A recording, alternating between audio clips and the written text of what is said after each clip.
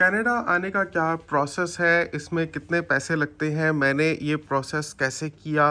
क्या मैंने किसी कंसल्टेंट को इस्तेमाल किया ये काम करने के लिए या मैंने ये सारा काम खुद ब खुद किया? आज की वीडियो में आपको मैं दौरे हाज़िर के हिसाब से ये बताऊँगा क्योंकि मैंने अप्लाई किया था 2017 में, तब से कुछ चेंजेस भी आ गए हैं इमिग्रेशन पॉलिसीज़ में और कनाडा आने के तरीक़ों में। तो मैं आपको बताता हूँ कि आजकल क्या चल रहा है, लेकिन आपको कम से कम किस चीज़ की तैयारी करनी पड़ेगी अगर आप कनाडा आना चाहते हैं।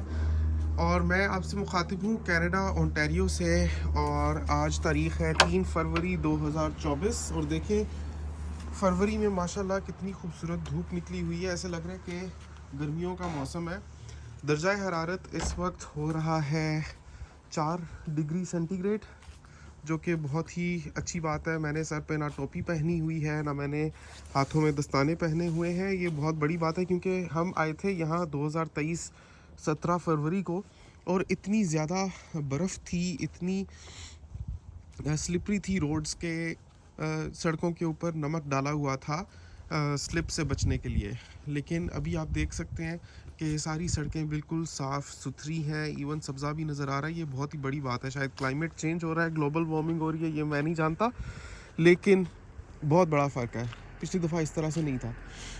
तो कनाडा आने के लिए एक तो सबसे इम्पोर्टेंट चीज़ ये है, अपने जहन में रखिएगा कि आपको आईएलटीएस देना पड़ेगा। और दूसरा तरीका ये है कि आप डायरेक्ट यहाँ पर जॉब ढूंढ लें, तो उसमें हो सकता है आपके आईएलटीएस की ज़रूरत स्किप हो जाए। आईएलटीएस यहाँ पर इतना ज़्यादा ज़रूरी होता है। आईएलटीएस बनता है international English language testing system, और आईएलटीएस से आपकी अंग्रेज़ी जांची जाती है कि आप कितनी अच्छी अंग्रेज़ी बोल सकते हैं, लिख सकते हैं, सुन सकते हैं, समझ सकते हैं, पढ़ सकते हैं। ये आपकी स्किल्स जज की जाती हैं क्योंकि कनाडा में अगर आप आ रहे हैं और अगर आपको अंग्रेज़ी नहीं आती तो ऐसे ही होगा जैसे आप एक ज़रई ज़मीन पर हैं और ना तो आपके पास चलाने के लिए हल है, ना ट्रैक्टर है, कुछ भी नहीं है, बस आप वहाँ पर खड़े हुए हैं और अपने हाथों से आपने ज़मीन खोदनी है। तो इतना मुश्किल हो जाएगा कनाडा में रहना अगर आपको अच्छी अंग्रेज़ी नहीं आती। इवन जॉब में परफॉर्म करने के लिए यहाँ पर अच्छी अंग्रेज़ी का आना बहुत ज़रूरी है। मैं आपको बताऊँ कि मैंने यहाँ पर जो 2 जॉब्स की हैं, पहली as a technical sales specialist और दूसरी as a project coordinator and estimator. इन दोनों जॉब्स में अंग्रेज़ी इतनी अच्छी आनी ज़रूरी थी जितनी यहाँ के लोकल लोगों को आती है, क्योंकि अगर मैं यहाँ की अंग्रेज़ी समझ नहीं सकता तो मैं ना तो एक जॉब में परफॉर्म कर पाता और ना ही दूसरे जॉब में परफॉर्म कर पाता। क्योंकि जो पहली मेरी जॉब थी as a technical sales specialist, उस पे सारा दिन मेरा काम ये होता था कि मैंने मोबाइल प्लान्स बेचने होते थे या लोगों को इनवाइट करना होता था कि वो अपने सेल फ़ोन सर्विसेज को छोड़कर जो मैं प्रपोज़ कर रहा हूँ उस पर आ जाएं, स्विच कर जाएं। जैसे पाकिस्तान में नहीं, टेलीनॉर से जोंग पर बुलाना लोगों को, जोंग से जैज़ पर बुलाना, जैज़ से यूफोन पर बुलाना और इसमें क्या उनके लिए वैल्यू है, ये प्रपोज़ करना होता था मैंने। तो जब तक मैं उन्हीं की ज़बान में, उन्हीं के एक्सेंट में उनसे बात नहीं कर सकता था, तब तक तो वो मेरे पर बिलीव भी नहीं करने थे और तब तक ना तो मैं उनकी बात समझ पाना था और ना उन्होंने मेरे बेचने हुए प्लान्स ख़रीदने थे कभी भी। जो दूसरी मैं जॉब करता हूँ उसमें तो समझ लें कि नामुमकिन है अगर आपको अंग्रेज़ी अच्छी बोलनी, सुननी, समझनी नहीं आती, क्योंकि जिस नौइयत का काम होता है डे टू डे बेसिस पर, जो प्रोजेक्ट्स होते हैं उनकी जो एस्टिमेशन होती है, उनकी जो कोऑर्डिनेशन होती है उनके प्रोग्रेस की, अंग्रेज़ अपने हिसाब से बात करते हैं। अगर आप उनकी बात नहीं समझ सकते तो डॉलरों में नुकसान आप कर सकते हैं कंपनी का, just because you were not able to understand कि मतलब क्या था बात का। तो इस वजह से मैं आपको ये बात कह रहा हूँ कि कनाडा में अंग्रेज़ी अच्छी आना बहुत ज़रूरी होता है और इसी वजह से यहाँ पर अच्छी अंग्रेज़ी के बहुत पॉइंट्स होते हैं।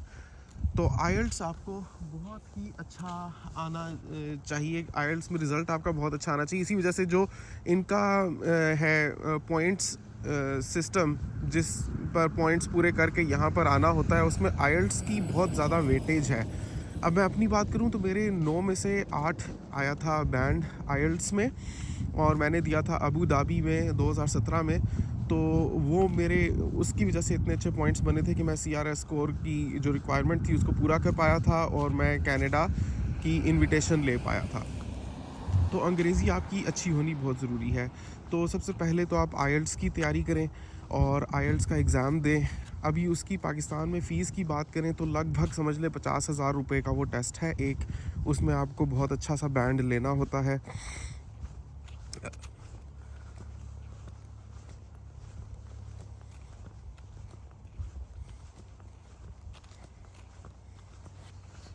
आईएलटीएस में ये अच्छा स्कोर चाहिए होता है, चाहे अगर आप एज अ स्टूडेंट भी यहाँ पर आ रहे हैं कनाडा में तो आपको आईएलटीएस एकेडमिक देना होता है, वरना तो आपको आईएलटीएस जनरल देना होता है इमिग्रेशन के लिए। तो कुछ लोगों का ये भी सवाल होता है कि अगर हमने आईएलटीएस एकेडमिक दिया हुआ है क्योंकि हम यहाँ पर पढ़ने के लिए आना चाहते थे, तो क्या उसकी बेसिस पर हम यहाँ पर इमिग्रेट भी कर सकते हैं?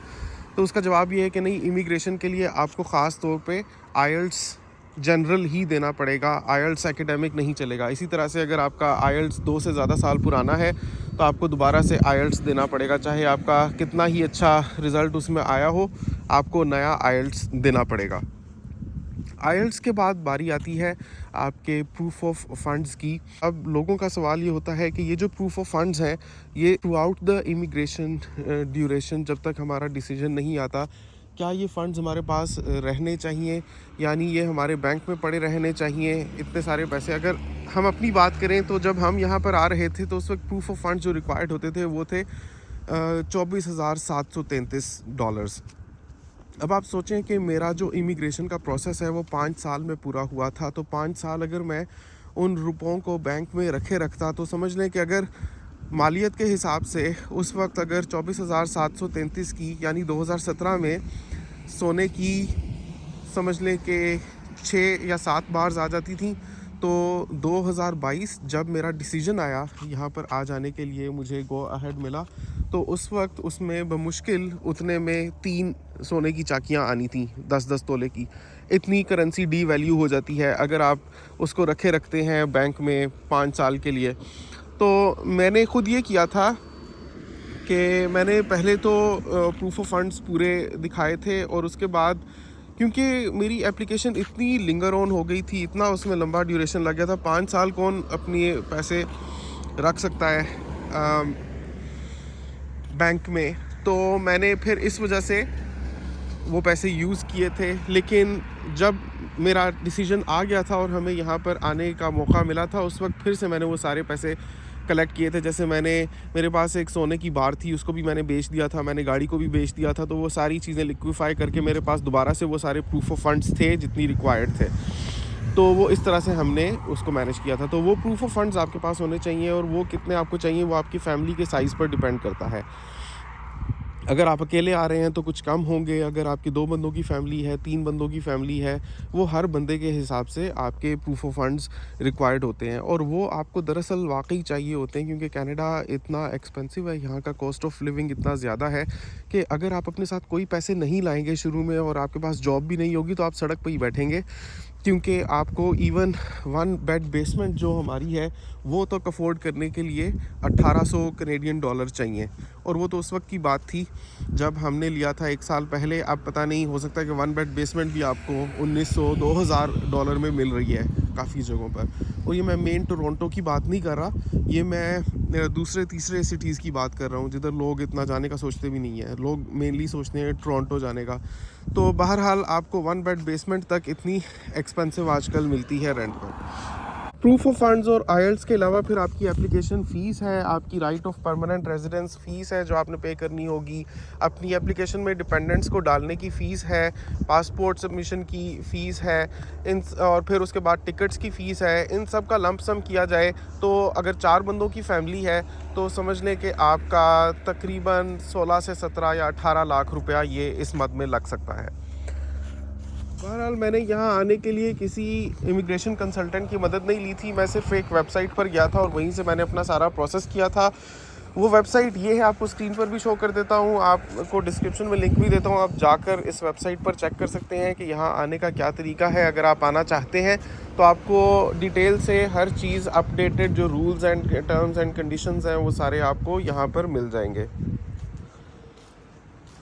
कनाडा आ जाने के बाद हमारी कैसी फीलिंग्स हैं, ये हम अक्सर बैठकर जब चाय पीते हैं तो मियाँ बीवी डिस्कस करते हैं। कल की वीडियो में भी हमने यही बातें डिस्कस की थी, उनका लिंक मैं एंड स्क्रीन में दे देता हूँ, वो भी देख लीजिएगा। और हमारी वीडियो डेली देखा करें, क्योंकि हम डेली कनाडा में अपनी ज़िंदगी के बारे में बातें करते हैं। अगर आप अपडेटेड रहना चाहते हैं तो आपको बहुत हेल्प मिलेगी ये डिसीजन लेने में कि आपको कनाडा आने की कोशिश करनी चाहिए या नहीं। उम्मीद करता हूँ आज की वीडियो आपको बहुत ज़्यादा पसंद आई होगी। कमेंट्स में अपनी राय का इजहार ज़रूर कीजिएगा। आपसे मिलता हूँ अगली वीडियो में, तब तक के लिए अल्लाह हाफ़िज़।